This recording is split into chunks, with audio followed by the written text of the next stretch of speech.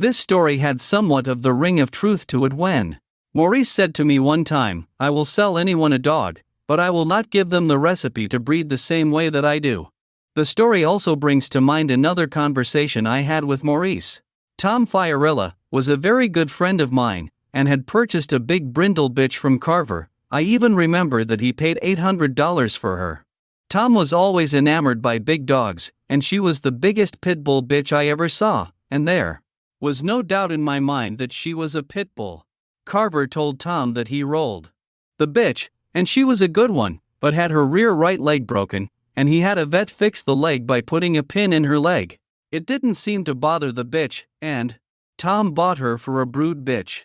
Maurice also told Tom that the bitch was sired by Masked Rider.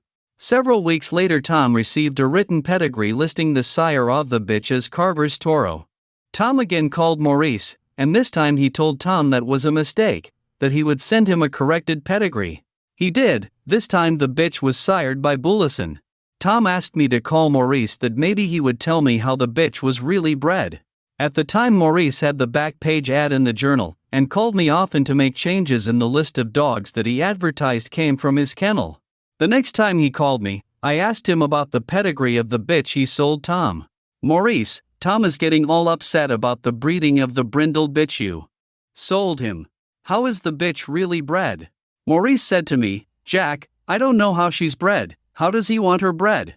I told him, "Well, you sent him 3 different pedigrees, pick one." "Okay. Tell him it was definitely Masked Rider." I definitely got the impression that Maurice had no idea how the bitch was bred. Maurice advertised his dogs on the back page of the Sporting Dog Journal for about 6 years, until he passed away. His ad listed all of the dogs that came from his kennel. He would call me frequently to add another dog's name to his ad, or, in some cases, remove a dog's name from the list. On several occasions he would call and tell me to add a name to the list that I knew did not come from him, and I would say to him something like, "Maurice, you know you never even laid eyes on that dog." He never took exception to what I said and would merely say, "Okay, don't put his name in the ad, and then give me another dog's name to put in the ad instead." Maurice may not have been always completely honest when it came to a dog's pedigree, but when you bought a dog from him you could be sure it was a good one, and if for some reason you didn't like what he sent you, all you had to do was send the dog back to him, and he would send you another one. This next one also involves the late Tom Fiorilla. However, it was not a rumor. Several of us were on our way to New York to attend some matches that the boys up there were putting on. One of the fellows in our little group had sold Tom a big, 52 pounds, pit weight, white dog that he called Sam. He figured that he would save the shipping, and would deliver the dog to Tom, and at the same time go to the show that looked like there were going to be some really good matches. Halfway on the trip, I was driving, and the fellow that sold Tom the dog was sitting up front with me in the passenger seat. He asked me if I thought that Tom would want a pedigree with the dog, and I said that he most certainly would. He told me that he had purchased Sam from a fellow in South Georgia that used Sam to catch feral hogs. It seems that Sam would just as soon jump on 1 or 2 of the other dogs in the hunt. This fellow had no idea how Sam was bred. For that matter, he didn't even know whether or not Sam was a purebred pit bull. Sam's owner also owned a pure white dog that he won a championship with called Monroe. Since both dogs were white, he listed Monroe as the sire of the litter that produced Sam.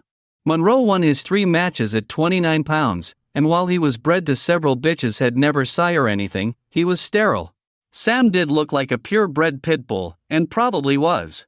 Tom was the T in STP, and the boys matched him twice, and he won both times over good competition. I was there when he won his second, and despite his lack of pedigree, he was a much better than average match dog. Tom had registered the dog with the ADBA, with the pedigree that he was supplied with, and sometime after his second win, Tom and I were talking on the phone, and he asked me what kind of a bitch would go well with the pedigree of Sam. In reply, I said to Tom, "Breed him to a good bitch and never mind the pedigree of Sam. He's not bred the way you have him registered, and I doubt very much that anyone could tell you how he is really bred." Tom seemed a little miffed at what I told him and said, "You don't know everything about dogs, and I have proof that he's bred the way the papers say he's bred." This had me puzzled since I was there when Sam's previous owner wrote out the phony pedigree. What proof of that do you have? Tom's proof was, do you think that the ADBA would register the dog if the pedigree wasn't 100% correct? I replied, well, you got me there, Tom. I guess that's how the dog is bred.